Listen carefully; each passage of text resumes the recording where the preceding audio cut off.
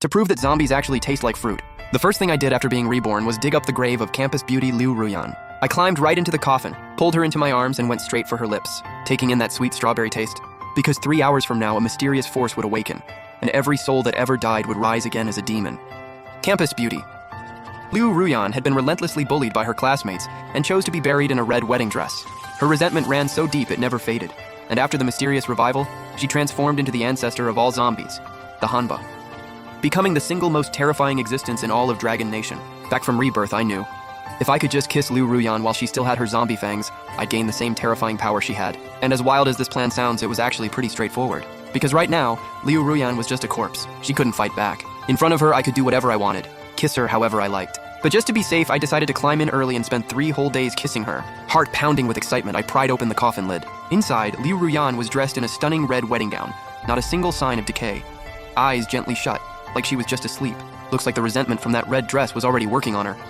Without a second thought, I climbed right in. I pulled the lid shut. Instant darkness. But I wasn't scared at all. If anything, I was kind of pumped. Liu Ruyan was literally the campus beauty when she was alive. I'd never been this close, this alone, with a girl this gorgeous before. Alright, time to get to work. I smoothly pulled Liu Ruyan into my arms and leaned in for the kiss. Ice-cold lips, but not stiff at all. Actually surprisingly soft, with a faint hint of strawberry. I was completely lost in that rare sweetness. I don't know how much time passed before I suddenly felt Liu Ruyan's body tremble slightly. I frowned instantly. Was Liu Ruyan waking up early? I thought to myself. Based on my memories from my past life, it shouldn't be time yet. Even though the mysterious force had kept her body from decaying, she still needed a little more time to fully become a Hanba. And if the rumors from my past life were right, the moment she became the Hanba, I'd gain incredible power at the same time. But mid-thought, I felt a sharp sting. Liu Ruyan had somehow sunk her teeth into my lips. I wasn't scared though. I bit her right back. Liu Ruyan let out a muffled groan like she was furious at my nerve. Meanwhile, on the other side of the burial ground, a man and a woman were heading this way. The guy was a monk in a yellow robe, and the girl next to him looked barely 20. White sundress, fresh-faced, and innocent. Master Kongshu, Liu Ruyan actually killed herself in a red wedding dress. She swore she'd haunt me even as a ghost. You have to help me. Master Kongshu smiled coolly and said, Amitabha, I've been slaying demons and exorcising spirits for 30 years. Doesn't matter if it's a vengeful ghost or a zombie. I can handle it. I even brought my peachwood sword this time. No way she stops me. As he spoke, he casually slid his hand around the girl's slender waist. Feeling that soft, silky touch, the grin on Master Kongshu's face got even wider. Gu Qingru's cheeks turned red, but she didn't pull away. Encouraged, Master Kongshu let his hand creep higher, moving toward somewhere even softer. The young girl played coy, every smile and glance dripping with charm. Master, as long as you take care of Liu Ruyan, I'm all yours, she said sweetly. Don't worry, I'll show you exactly what this monk is made of, Master Kongshu said confidently. She responded with a soft hum. This girl's name was Gu Qingru. She went to the same university as Liu Ruyan. A while back, Liu Ruyan had done something that set her off, so Gu Qingru rallied a group of girls to bully Liu Ruyan over and over again. What Gu Qingru never expected was that Liu Ruyan would actually put on a red wedding dress and end her own life, asking her family to bury her at the burial ground, just so she could come back as a vengeful ghost and get revenge. It wasn't until this moment that Gu Qingru was truly scared, and that's exactly why she tracked down Master Kongshu and begged him to deal with Liu Ruyan. When they reached Liu Ruyan's grave, both of them stopped dead. Is this really Liu Ruyan's grave? Master Kongshu asked, clearly thrown off. Because the whole grave had already been dug open. Dirt was scattered everywhere, exposing the big red coffin underneath. It should be here, but why is the grave already open? Gu Qingru muttered. Then suddenly a horrifying thought crossed her mind. Don't tell me Liu Ruyan already rose from the dead. Gu Qingru looked at Master Kongshu, absolutely terrified. That shook even Master Kongshu. Sure, he was a monk, but he was self-taught, a total fraud with zero actual spiritual ability. He was really just here to con this girl out of money and more. Amitabha, the yin energy here is way too heavy. Maybe we should come back tomorrow, Master Kongshu said gravely. The second she heard that, Gu Qingru's expression dropped. You already put your hands on me and now you're backing out? What kind of man are you? Are you even real or just a total con artist?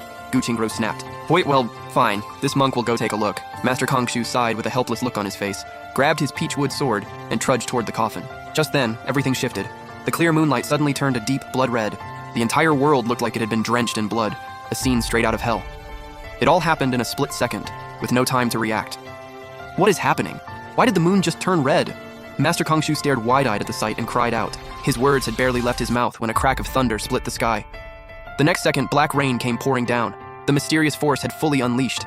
Countless souls rose from the dead, ready to transform into the most terrifying demons, hunting down every human in their path. Ah! It actually rose from the dead! Master Kongshu took one look and bolted. He didn't spare a single thought for Gu Qingru. She watched him run, seething with rage, but had no choice. She scrambled after him and fled.